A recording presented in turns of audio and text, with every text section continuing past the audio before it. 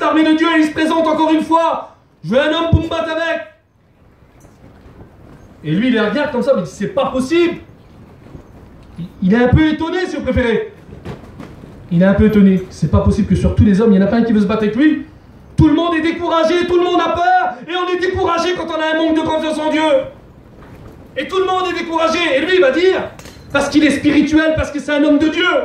Moi, je vais être comme David ce matin et vous. Amen. Il dit comme ça, j'aimerais le dire à mes frères et à mes sœurs ce matin. Il ne faut pas se décourager pour le problème. Lui, il dit, il ne faut pas se décourager pour ce Philistin-là. Je vais y aller, moi. Je vais y aller, je vais combattre avec lui. Il les encourage, il les exhorte. Quelle beauté, Seigneur. Et ce matin, c'est la parole de Dieu qui t'exhorte et qui t'encourage et qui dit, gloire à Dieu. Ne décourage-toi pas ce matin, n'aie pas peur. C'est ce qu'il dit, la parole de Dieu, le message de Dieu. Et il va vers Saül. Il dit, moi je vais y aller. Et c'est là que Saül il dit, tu peux pas y aller. C'est un homme de guerre qui a été entraîné dès sa jeunesse. Mais lui, il va lui expliquer des expériences.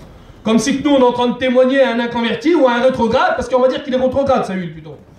Mais quand on lui dit, le Seigneur, vous savez, des fois, on parle à des personnes et ils ont des problèmes jusqu'au-dessus de la tête. Et ils ne peuvent plus s'en sortir, ils ont délaissé Dieu.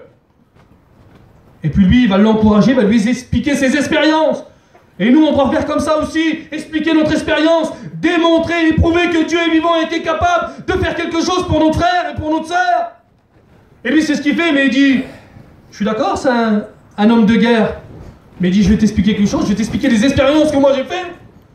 Il va dire, quand je garde mes petites brebis, il va dire, quand il y a un lion qui vient, je le prends, je le tue. Quand il y a un ours qui vient, je le prends, je tue l'ours. Voilà ce qu'il va dire. Du coup, Saül, quand il écoute ces expériences-là, il va dire vas-y, et il va dire une chose extraordinaire, que l'Éternel soit avec toi. Parce que Saül, il le savait quand même, que sans l'Éternel, sans Dieu, on ne pouvait pas battre Goliath. Non. Il fallait être rempli de Dieu, il fallait être spirituel. Charnellement, c'était pas possible. Alors qu'est-ce qu'il va faire? Je voudrais lire, mais ça serait trop long, je vais arrêter. Je voulais vous lire l'histoire de David, mais c'est trop long. Il va voir Goliath en face de lui. Allez, je vous lis juste ça. Écoutez bien. Ce qu'il va dire dans 1 Samuel 17, au verset 45. David dit aux Philistins, donc il parle à Goliath, le grand géant. Tu marches contre moi avec l'épée, la lance et le javelot. Mais moi, je marche contre toi, au nom de l'Éternel des armées, du Dieu de l'armée d'Israël que tu as insulté. Vous voyez, David, il vient pas en son nom. J'ai un nom de David.